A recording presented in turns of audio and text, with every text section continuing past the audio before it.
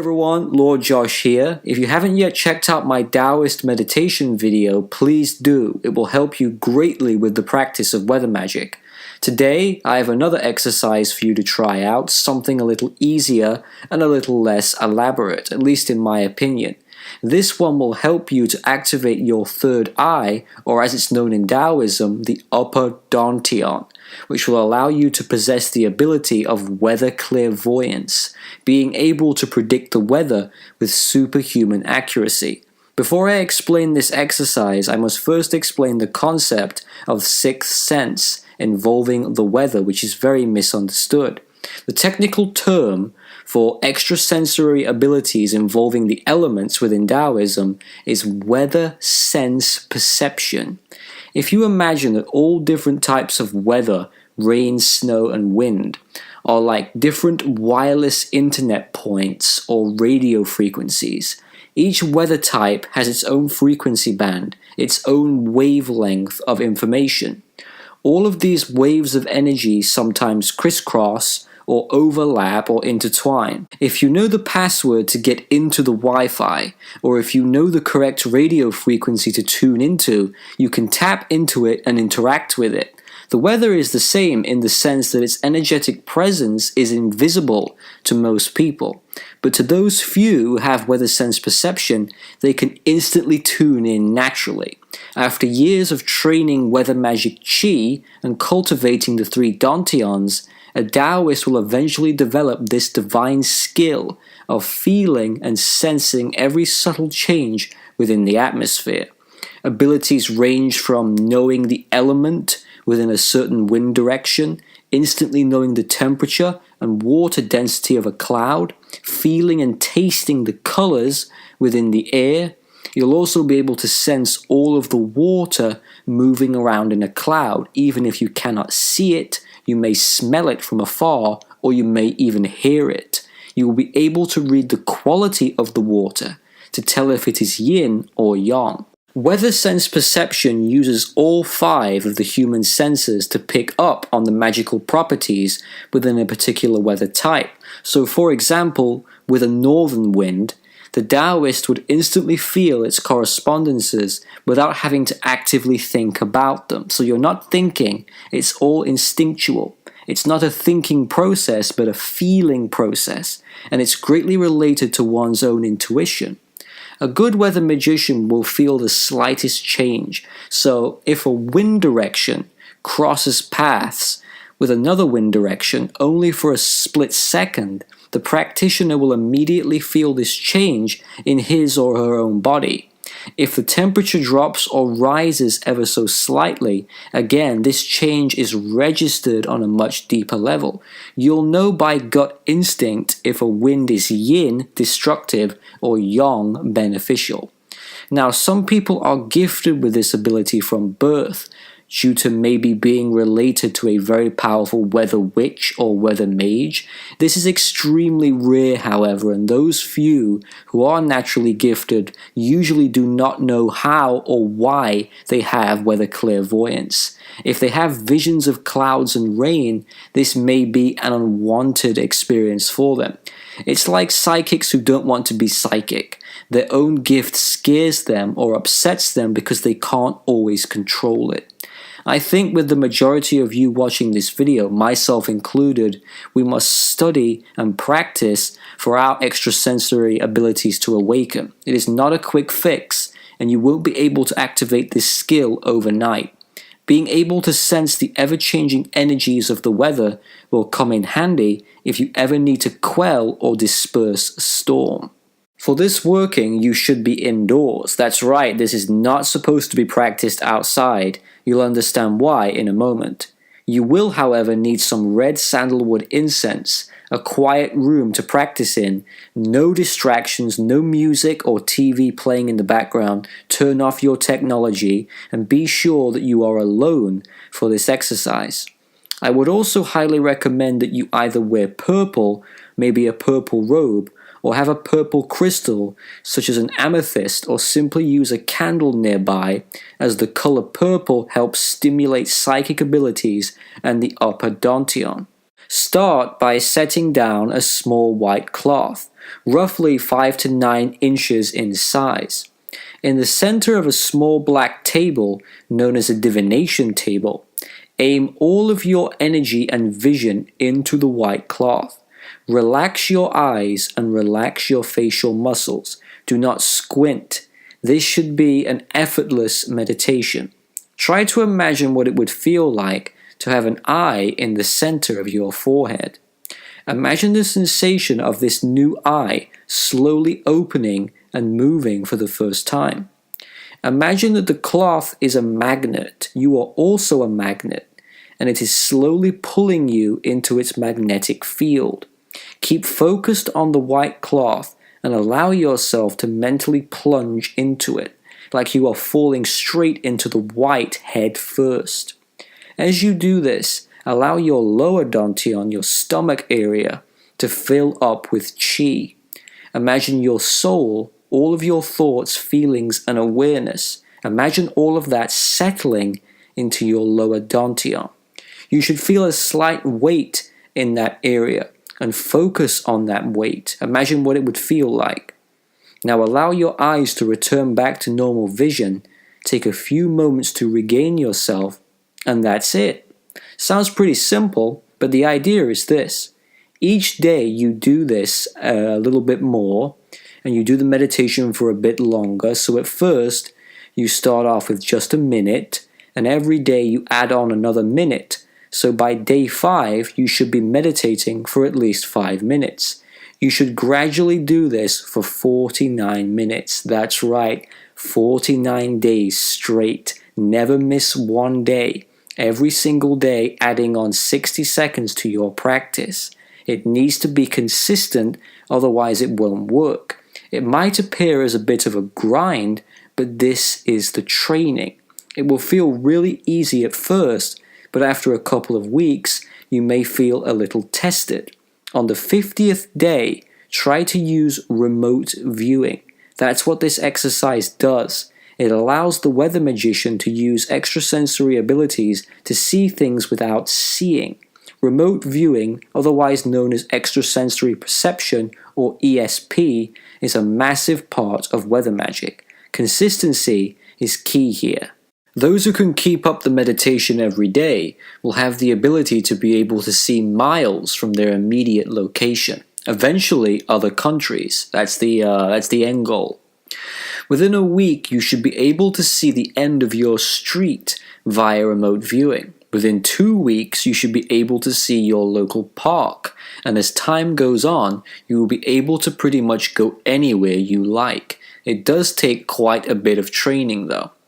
When I first started using remote viewing, I could travel to far distances, but my vision was limited to black and white. It took me a few months before I could perceive the colors. Remote viewing is a profound skill that helps with predicting storms. I am able to know if a storm is approaching due to my extremely well-developed weather sense perception. Combining that clairvoyance with remote viewing, no storm could ever surprise you because you will know about it long before it arrives at your doorstep. In fact, you will know long before the storm is even in existence.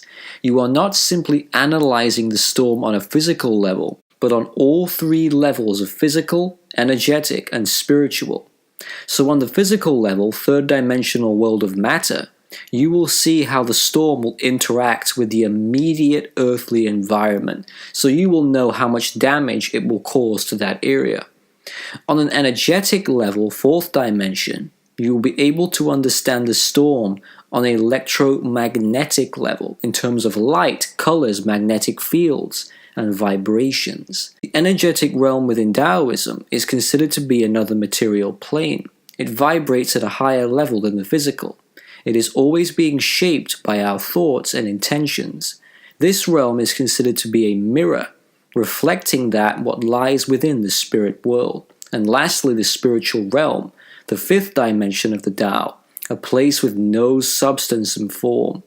Understanding the storm on all of these levels will help unlock your psychic perception.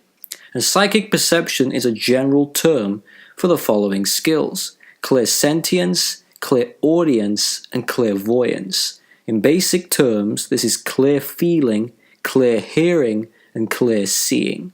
Being able to feel the weather is the ultimate goal of most weather magicians. Having the option of sensing the electromagnetic essence within the clouds is truly a blessing. I personally know that when the wind changes direction, let's just say for example it goes west, my senses will pick up straight away. They will pick up on the metal element, one of the 5 Chinese elements that corresponds to that direction of wind. I will be able to taste the element of metal. If the wind goes south, I will feel a slight burning sensation on my skin because that relates to fire.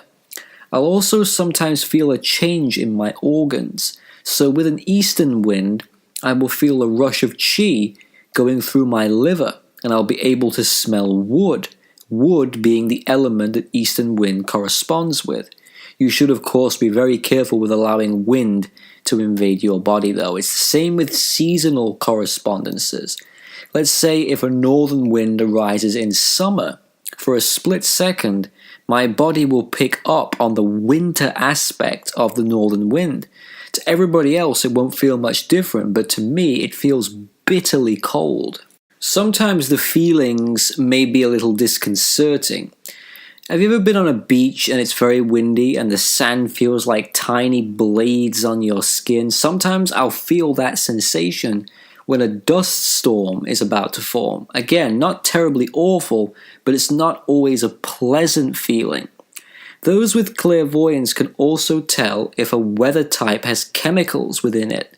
They'll be able to notice the most subtle chemical reactions right down to the last atom within a drop of rain. When I say pick up certain things, I don't mean, oh, there's a southern wind, therefore it will correspond with this, this, and that. No. And there's no thinking going on at all. It's all automatic. It's all sensation-based.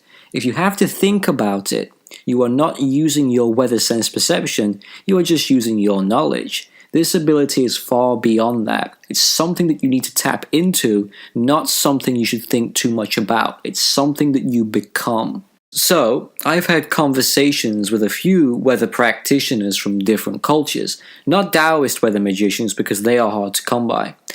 I spoke to a gentleman who practices Mayan storm magic by working with the god Chok, and he said that his tradition had the equivalent of what we term as weather sense perception. Other cultures call it weather sight or natural vision. So it seems every magical order and group has it in some form or another. Do you know what famous historical people had weather sense perception? Zhuge Liang, that's right, Kong Ming. Now I don't know this for sure obviously, but I think it's quite clear that in my opinion, he had the ability to sense the changing energies of the external world. I would also say Sun Tzu. Read The Art of War and you'll know exactly what I mean. A legendary Taoist sorcerer by the name of Zhuo Se, otherwise known as Master Blackhorn, definitely had the ability as well. I've got to make a video on him. He's utterly fascinating. I think pretty much any of the legendary war strategists had the ability to some degree. And the really interesting thing about this skill is not unique to magical practitioners. Some hunters may develop it.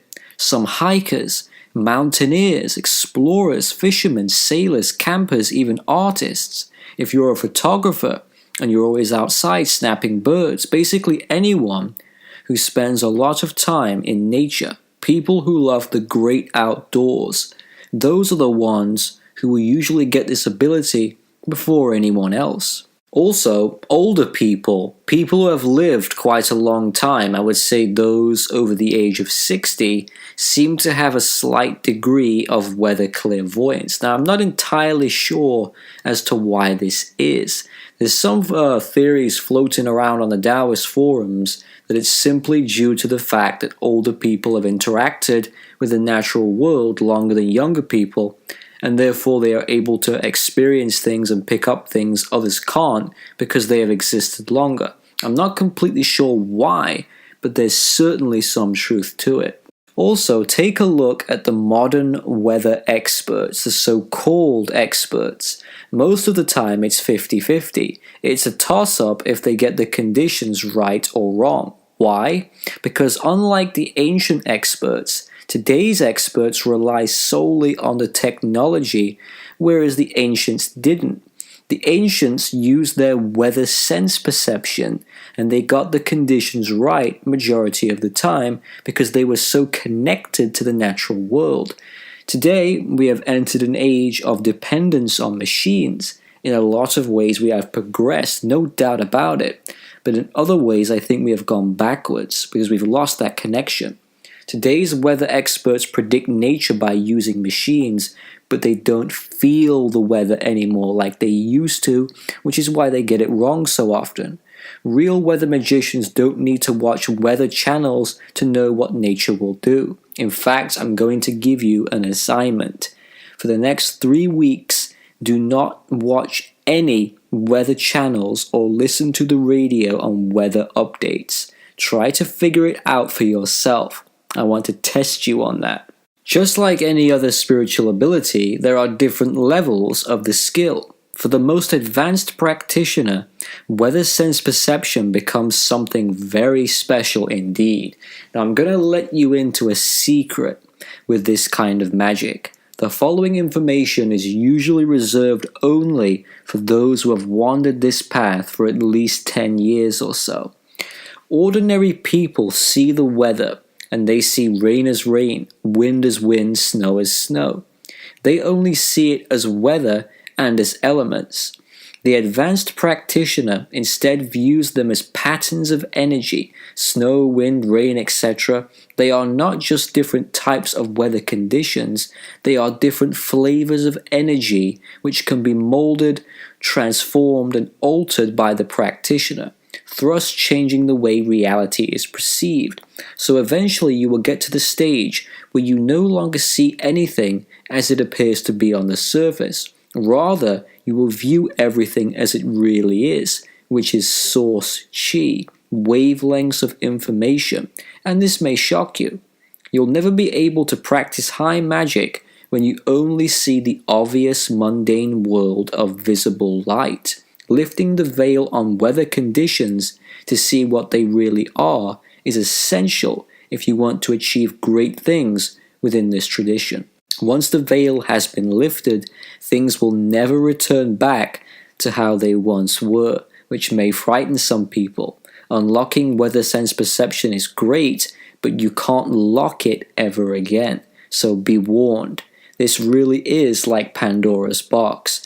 Be sure that it's something that you really want. Do not dabble with it. So I hope this video has been informative for you, and I hope it's also been quite refreshing because you don't often hear too many people talking about this kind of thing on YouTube. So thanks a lot for watching, everybody. Take care. I'll see you soon.